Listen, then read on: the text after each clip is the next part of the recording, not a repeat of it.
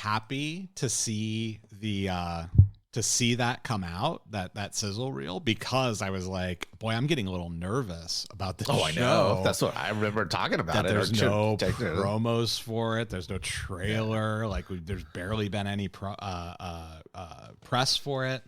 And then they released the sizzle reel. And again, it's only got a couple of seconds of footage in it, which makes me nervous. The fact that we haven't seen any footage of the show does make me a little concerned, but yeah. I don't know. I'll trust that they know what they're doing. Yeah, it can't be. I don't know if it like totally falls flat. I find that highly unlikely, but who knows? Yeah. I don't think it will. But oh, you know what? I have you been paying attention to the John Wick? John Wick 4 is coming out later on this month. Yeah. And I just remember we were talking about The Sopranos, like their theme song, and did you recognize that they remixed it or whatever? No, I didn't. I swear I've watched like every trailer and I did not notice it. That's hilarious. Yeah. Well, I don't know if it would be like I guess it is a remix or whatever, because it's just like they have that chorus, "Got yourself a gun," right? Like in the back. Yeah. Okay. Is it just in the trailer, or do we think it's in the actual movie? Oh, that's a good question. I think it's only been in the trailers. Okay. But it's pretty hilarious since we talk about how terrible that song is. Oh, I know. It's an atrocious song. It just doesn't match the show at all. And yeah, it's weird. Yeah. All right. Well, let's get this show on the road, huh? Rolling down the boulevard in the speedboat Corvette. Like a tail on a tornado, ring the promise soaked in sweat. One hand on the glass pipe, the other on the wheel.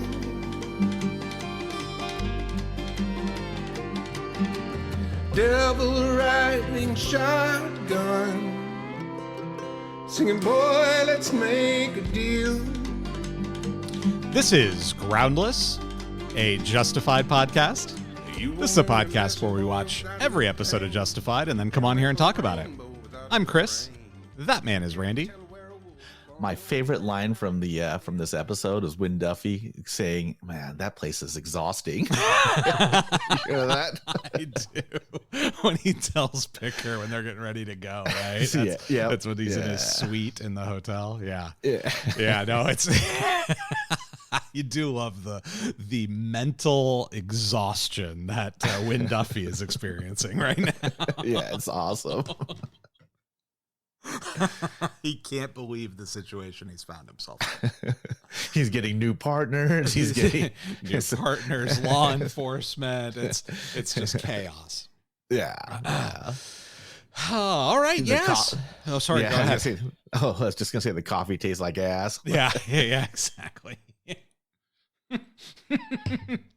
Yeah, doesn't taste like my. What? How does he put that line? The coffee doesn't taste like my ass after something on Sunday or something on like Sunday, that. It was like, that's right. Yeah.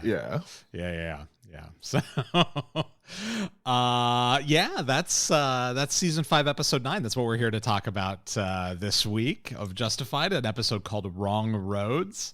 And that episode originally aired March 11th, 2014. And of course, our synopsis: Raylan partners with a maverick DEA agent whose bad behavior feels uncomfortably familiar, while Boyd makes a hard choice to protect Ava. And, it's interesting. The uncomfortably familiar kind of part of this DEA agent that they do. It's like they very intentionally created a character who was like Raylan Givens without the governor. It's like, this is what happens if Raylan Givens were to work for somebody other than the Marshal Service. Like, give him to the jackbooted thugs at the DEA, give him to the stormtroopers at the ATF. This is what you end up with. An alcoholic marshal or alcoholic DEA agent. An alcoholic marksman DEA agent. Exactly. Yeah. And so Maverick DEA agent played by Eric Roberts. We'll get to that in a minute, of course. Written by Michael Dinner, directed by Dave Andron. We know both of those guys a lot. And of course, our guest stars this week, Eric Roberts, Agent Miller, 620 credits on IMDb, 98 more upcoming in 2023 and 2024. the man is prolific.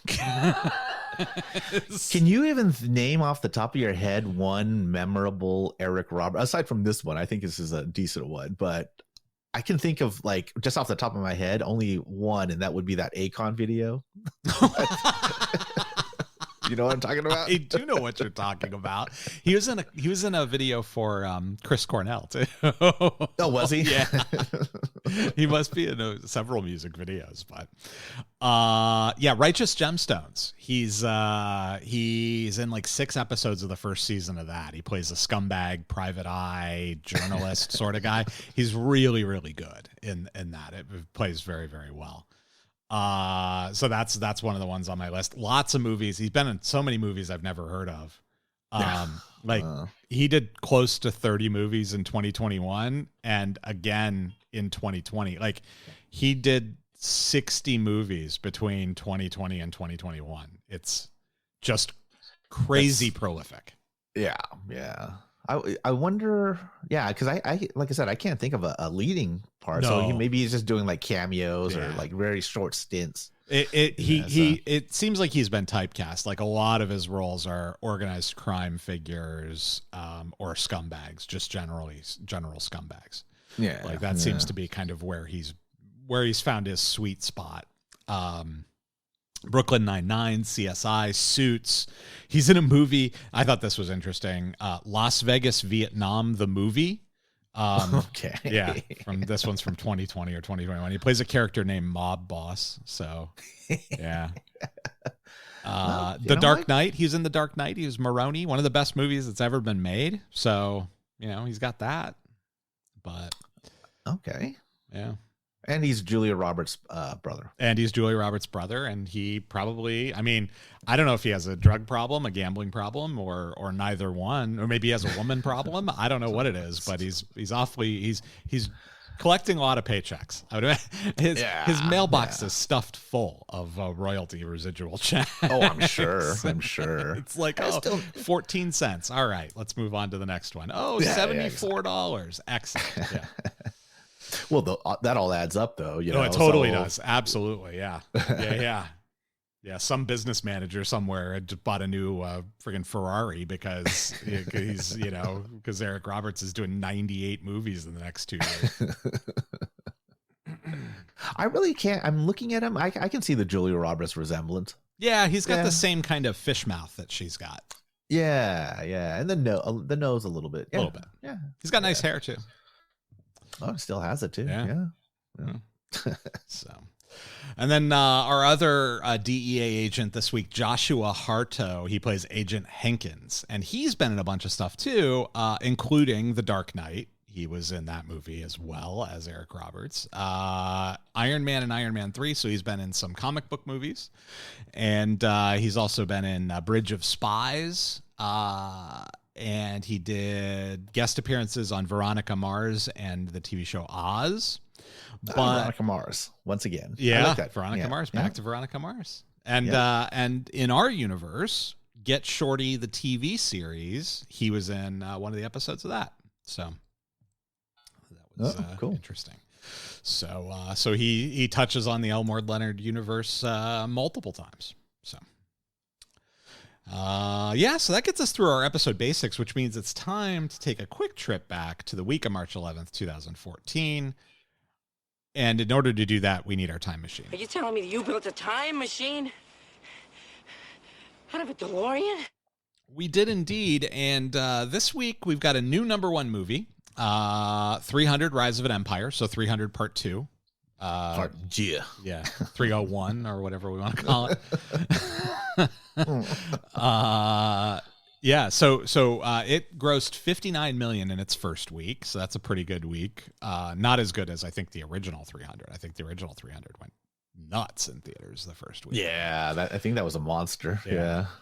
Mr. Peabody and Sherman also premiered this week. I think they suffered from the voices not being the same, and as a result, we ended up at 42 million, and I think with a pretty significant drop off next week. But those of you who know Rocky and Bullwinkle know Mr. Peabody and Sherman and the Wayback Machine. I haven't seen that movie. Have you seen that movie yet? I haven't. No, I haven't seen it. I need to probably watch it because I do love my Rocky and Bullwinkle. So, and then also premiering this week on 4 screens only, probably to get consideration for an award of some sort. I don't know what, but the Grand Budapest Hotel grossed $1.1 million on 4 screens. So. Wow. Yeah. Yeah. Yeah. It's crazy. Like Mr. Peabody and Sherman's on like 3,000 screens, grossing 42 million. This one does $1 million on 4 screens. Yeah. Yeah. Oh yeah. That's Wes Anderson. Yeah. Yep. Yep. So, and then our number 1 top 40 song this week, Happy by Pharrell Williams. It's a second week at number 1. I'm relatively confident. I have not looked ahead. I haven't cheated. But my expectation is we aren't going to get another number 1 song before the season's over, because that song felt like it was everywhere for a long time. So yeah, we will see if we get another number 1 song. And our Florida man story this week, I thought this one was pretty interesting. So I'll give you the headline. Sorry, there's a pop-up ad. This Florida church just lost its tax-exempt status because it's reportedly just a nightclub. So there's a club. We'll call it a club, not a nightclub, to avoid the defamation or whatever. There's a club in Panama City that was busted by the cops because they were doing things that weren't sufficiently church-like for the purposes of the government in Florida. So basically, there's this place called the Tabernacle, and the Tabernacle is in a area called Life Center, a spiritual community, but it's operating as a church called the Tabernacle, and they have this event called Amnesia, and it's a spring break event, basically. They had been hosting, according to the Panama City News Herald, Amnesia had been hosting naked paint parties, holding slumber party Sundays, and boasting that it has the sexiest ladies on the beach. And so what they were doing is they were providing a place for people to come and hang out. They were charging a cover at the door, but they didn't serve any booze or drugs or anything like that. So it was a alcohol-free, drug-free sort of space where kids could come and hang out until 5 a.m. or whatever. And they charged you $20 to get in. And what they said that $20 was a donation, and that no alcoholic drinks are served. But the sheriff is like, hey, wait a minute, it's drug free, but there's drugs there, right? There's a lot of bars that are drug free and they don't serve alcohol to people and minors, but you can still get drugs there and still get alcohol there. And that makes it a club, right? and so there's this debate as to whether or not it's a religious organization or a nightclub.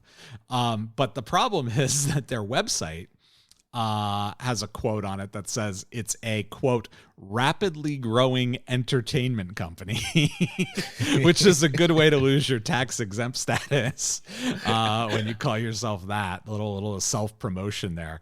And then I thought that this was the most interesting thing about it. According to this story, the pastor of the church is a guy named Marcus Bishop. He is in his 50s. In 2015, he was booked on charges relating to him, and I'm just going to read this as a quote, allegedly giving a 16-year-old girl weed and then making unwanted sexual advances towards her. Oh, geez. So this guy sounds like a real champion. Yeah. So basically, yeah, they put up a post that says the Tabernacle is a community that serves no alcohol and bans illegal drugs for the youth to go to during spring break at night to interact with each other in a fun, safe environment up to 5 a.m. And they think that makes them a tax exempt religious organization. Now, what I didn't look up and what I'm going to do now is see if